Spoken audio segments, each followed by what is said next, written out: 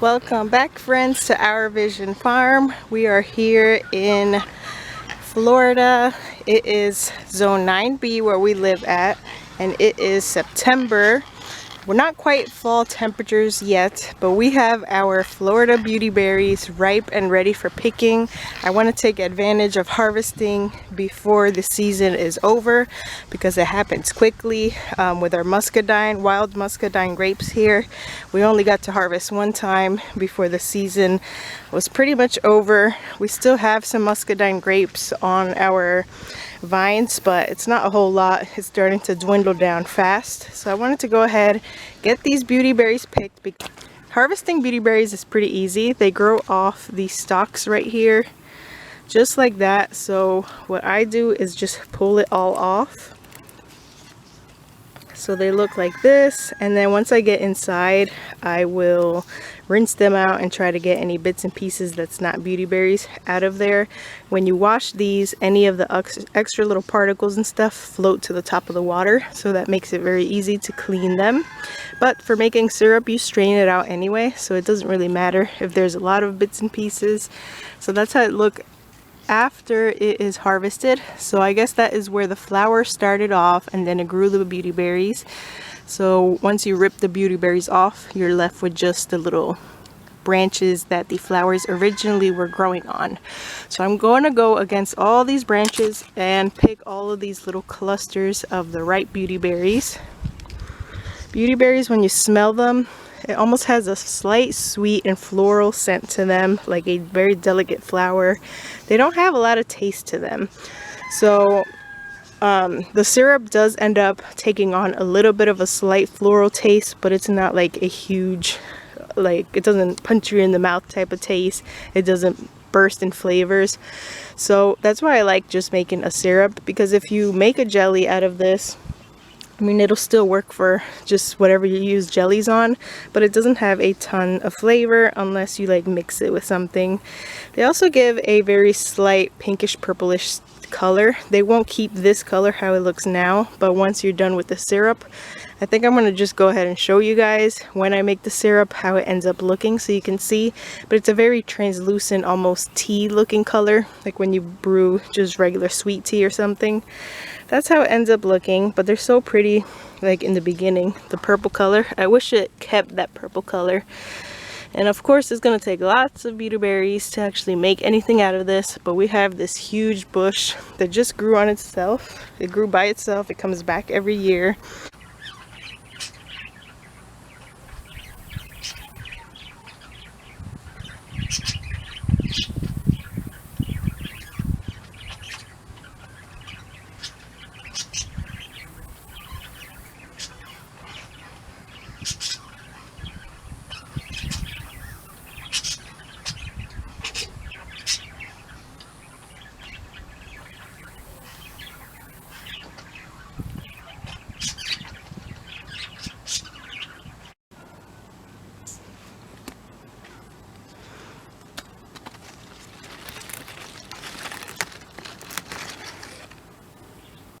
Alright, I think I got what I wanted from this tree. It's not a whole lot, but if I really sat here and tried to get every single beauty berry on that tree, I would probably get a lot more. But I'm going to leave some on there. Some of them are not ripe yet either. So I did notice while I was harvesting, sometimes when you get like the really firm bunches of beauty berries, some of them are already like starting to be overripe. Some of them are not ripe, but if you get like the perfect bunch, they come out in little clusters like this.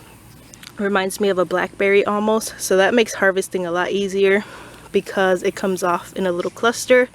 This will be my first time harvesting from it, because other years it kind of just seems like it's been lacking something. Maybe it wasn't getting enough water, enough nutrients from our sandy soil up here, but even with that, it would still grow every year. Just the beauty berries weren't like nice and plump like this.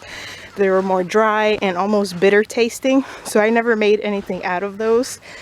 Last year I heavily pruned it, and then this year it seems to have come back a lot happier.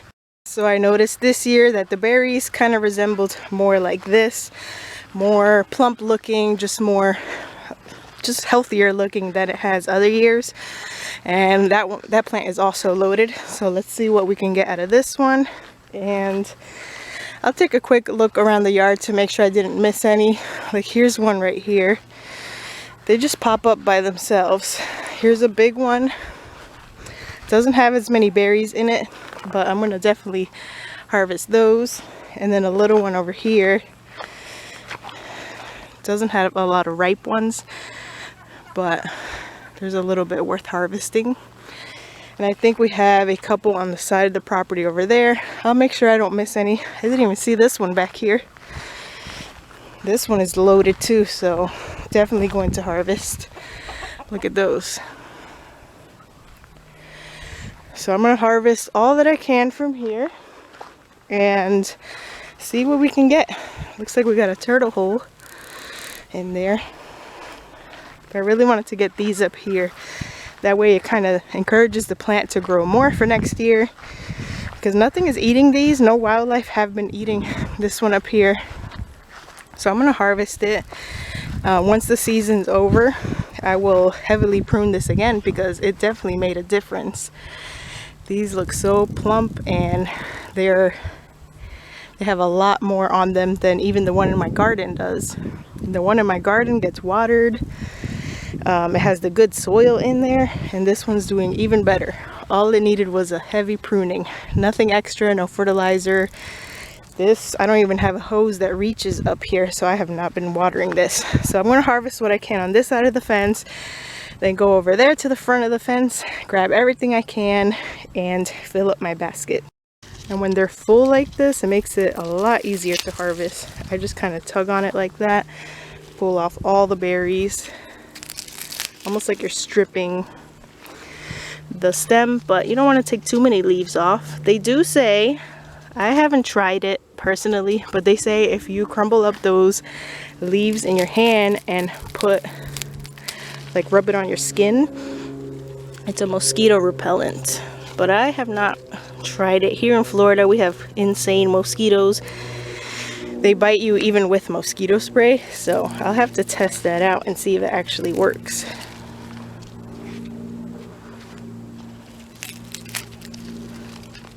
I'm going to try not to strip away all the leaves from it. Alright, almost have my basket full from that front one. I left some on there for wildlife again. We had a bear.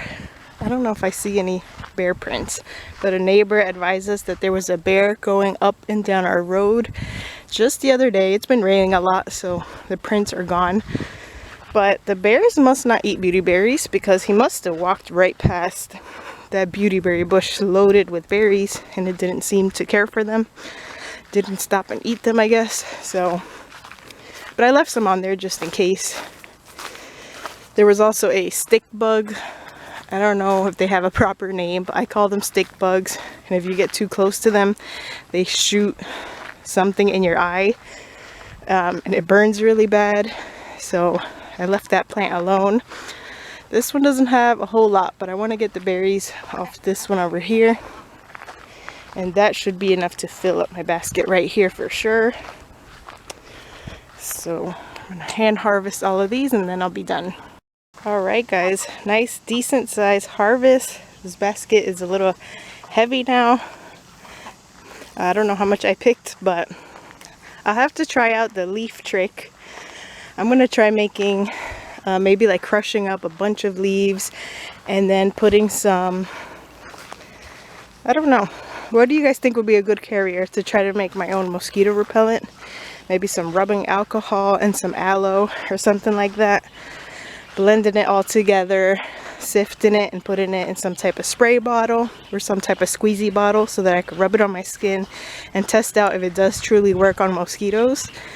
I'll try doing that and I'll eventually let you know if it did work out. Florida is definitely a good place to test that out. Okay, slight change of plans with my beautyberries. It's already nighttime here. I had some errands to run. My son had a doctor's appointment. Change of plans as well. I'm going to try this jelly recipe. I usually don't do jellies and I don't do good with pectin, but I'm on a mission to make this jelly work because I see other people do it online and somehow they get their jellies to set. And I want to make the Beautyberry jelly, I want to make muscadine jelly, and I also have some dried and stored away elderberries, so I think elderberry jelly would sell really good at the markets as well. So I know with cottage foods we're not allowed to sell elderberry syrup, but we are allowed to do elderberry jelly if we just do it like in a traditional way with the lemon juice and sugar and the pectin. So I bought 2 types of pectin. The recipe that I'm going to follow, I found this one. It's called Authentic Florida Beautyberry Jelly. It looks promising. Reading through it even says that for her sometimes it does not set. So if it doesn't set, it's still good as a syrup. So no harm done. We can still use it if it just turns out more runny like a syrup. But let me scroll down and find the recipe just in case you guys want to take a little jot down some notes on it. This is the first time I use this type of recipe, so I'm going to follow it to the T. 6 cups of beauty berries. I should have more than enough for that. 8 cups of water, 6 cups of sugar, 3 tablespoons of lemon juice, 1 package of the pectin. So I got 1 box of pectin, and then I got this as a backup in case my jelly doesn't set. I'm going to add some of this and hopefully re-boil it down, and hopefully that'll make it set. That's about it for ingredients, and then you just need to be able to strain it. I don't think I have any cheesecloth on hand, but I have like a sifter that I can use. So this can be a little learning process. We'll do this together and I'll let you guys know if it turns out or not. I know a way to test for jelly to be set is sticking a spoon in the freezer or in the fridge and seeing if it gels, but we won't really know for sure until tomorrow. So this will be like a 2-day process. Tomorrow, if I see that it has completely set, then it would be, I would call it a success in making the Beautyberry jelly. So fingers crossed that it's going to work and I'll be able to show the results with you guys. If not, then you'll just be coming along with me as I make some Beautyberry syrup instead. Because the good thing about when jellies don't set is that they still make good syrups, still makes pretty tasty syrups, so no harm done in that. But let me go ahead and read through these directions again. I'm pretty sure I have to boil these beautyberries with the water.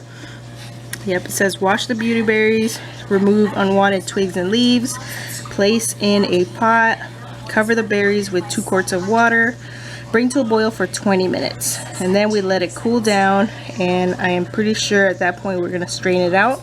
So let me go ahead and get that process started.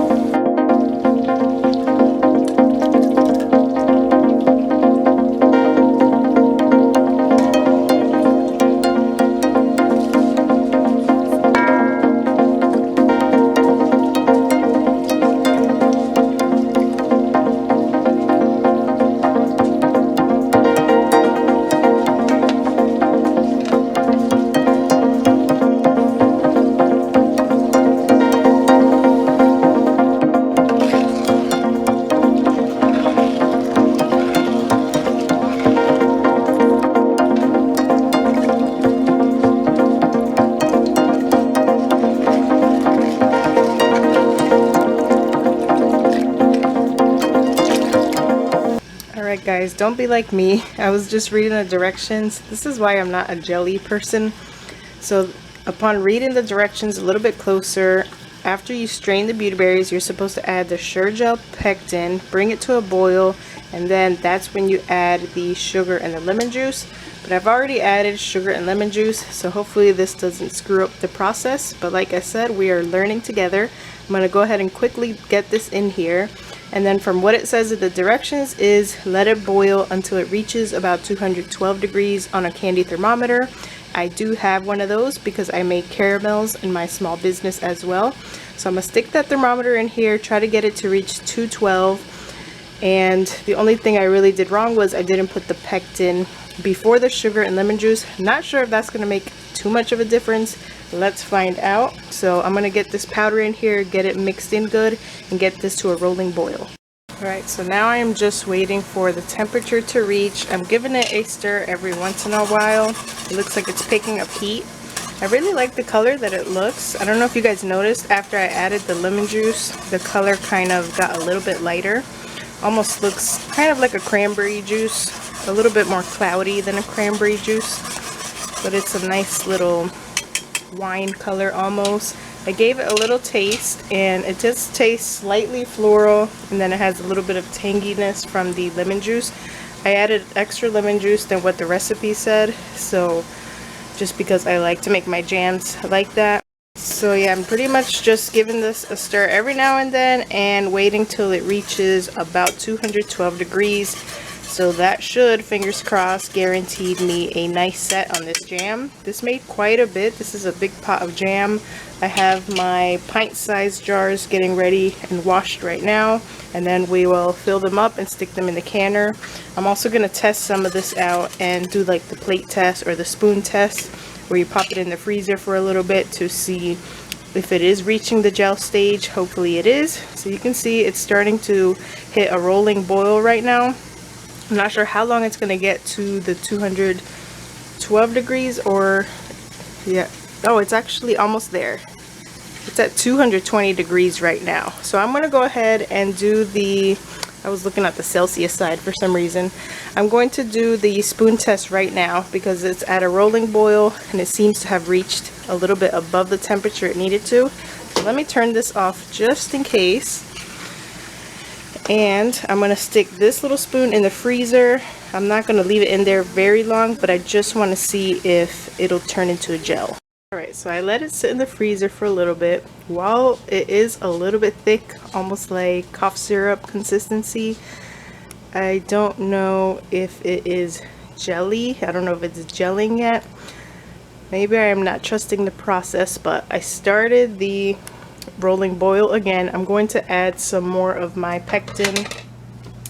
Try this one. I'm gonna add a little bit more, bring it back up to boil with this, and see if that helps it thicken up a little more, because it's just not to the jelly stage yet. So I'm just gonna see if that makes a difference.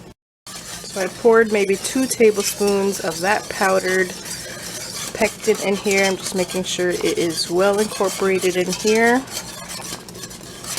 And bring this back up to a full rolling boil and test it out on my spoon once again. Okay, seems to reach temperature pretty fast. It's already a little bit before after 220. I do notice, like on the edges of the pot, it's definitely gelling up nicely. So I'm going to go ahead and try the spoon trick again. Stick a spoon in the freezer, maybe leave it there a little bit longer.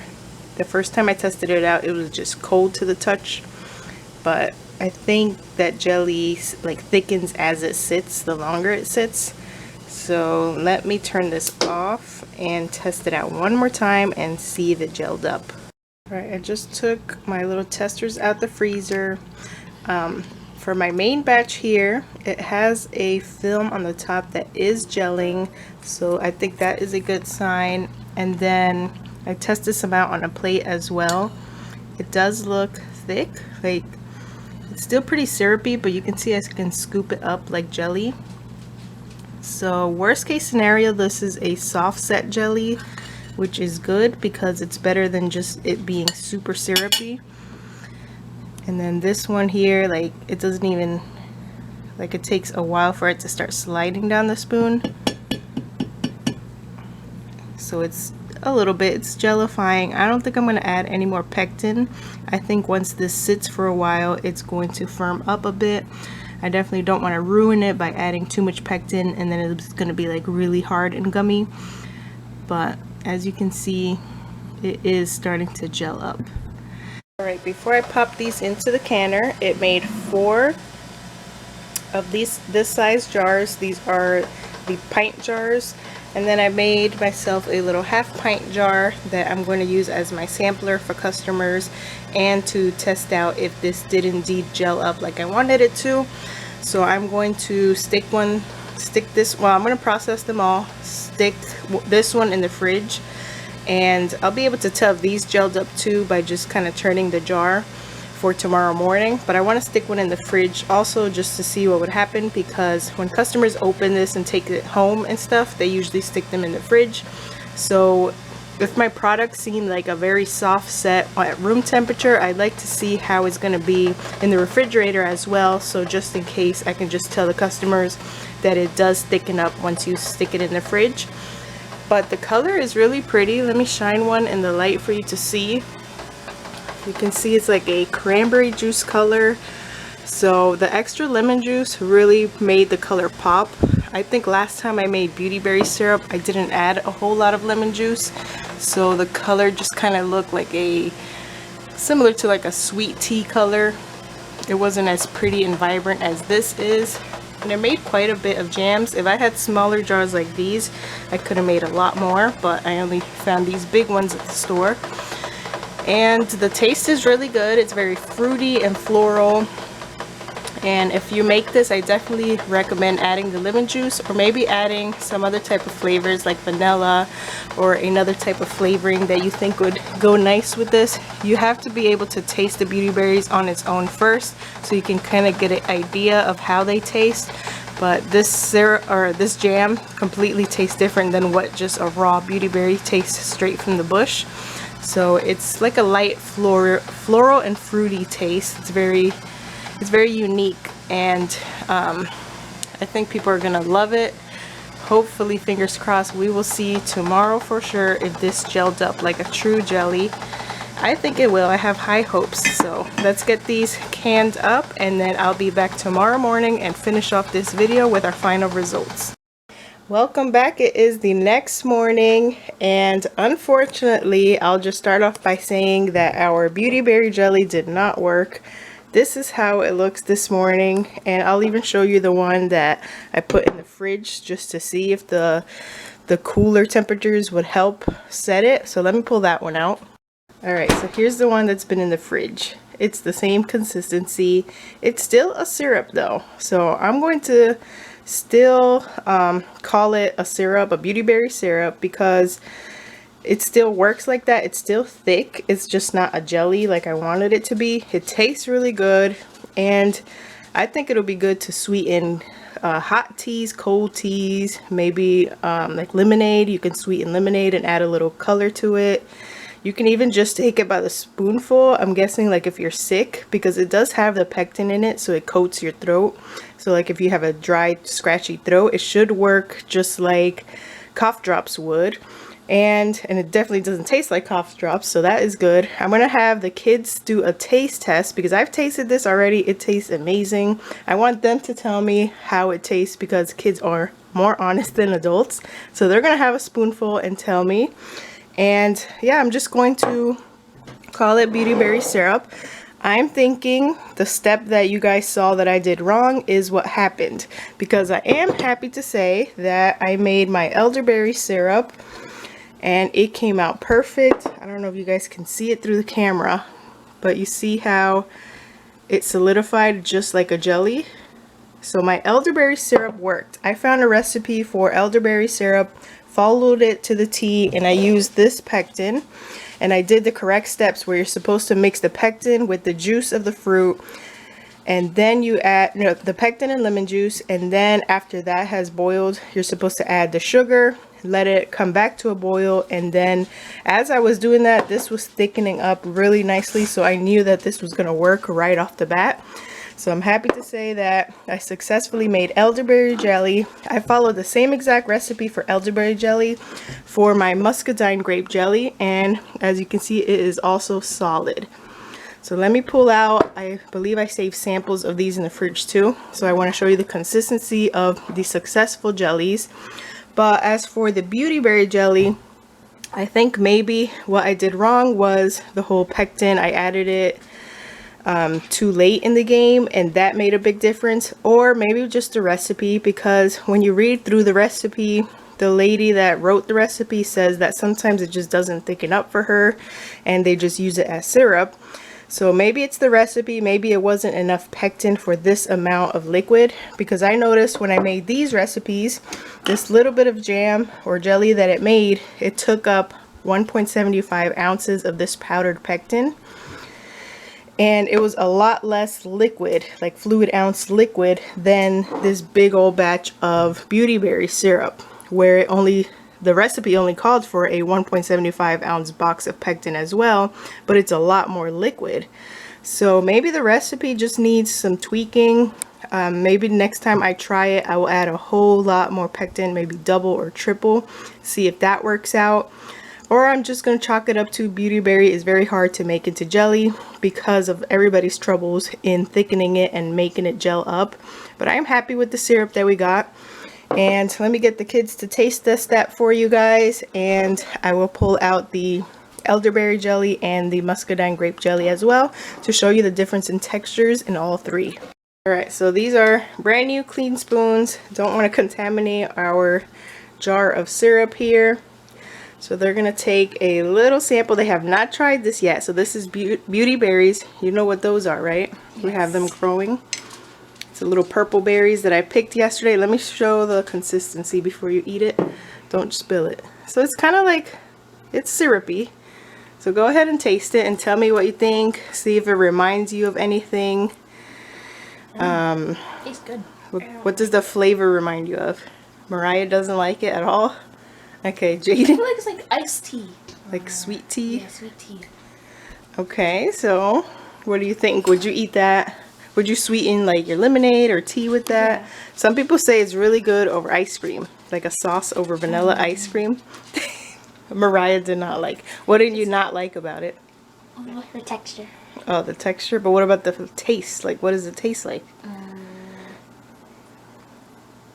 I don't really know. No, it's just its own unique flavor, right? It's really sweet. Yeah. Alright, so that's their reviews. I'm going to keep this as a sampler because definitely want people to try it out before they buy it. But I really like it. Jaden liked it. Mariah just didn't like the, I guess, the thick syrupy texture. Let me grab these jellies. Okay, so it looks like I saved elderberry sample, but I didn't save the grape one. I don't think I had enough of it. Plus, everybody should know what grape jelly tastes like. Do you guys want to taste the elderberry jelly? I mostly just wanted to show like the texture of it. So there you can see that is a very stable jelly. And I don't know, but you guys don't really like the taste of elderberry syrup, but you can go ahead and try the jelly. Should be very similar to grape jelly. It's good. I'm not going to try it. You don't want to try it? No. Alright. But yeah, like you can see that it is jelly texture. So I am excited that that worked out. So definitely do the recipe the correct way. I really want to try this again and do it the right way with the order of pectin. So I don't know if that made the whole difference, or like I said, it just wasn't enough pectin from the get-go for all of this liquid. We will find out eventually because I do want to try it again. But I'm very excited that our muscadine jelly worked because I couldn't get that to work last year. I ended up just making muscadine syrup just like this Beautyberry. And the elderberry jelly I think is going to sell really good because people love elderberry and it's really good for you. It helps with your immune system. So people like to incorporate it into their diets.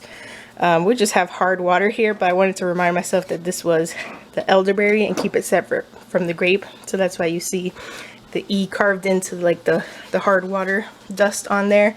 But I will get these jars nice and cleaned up and labeled and ready for sale. Just wanted to show you the final results of this whole little project that I wanted to do.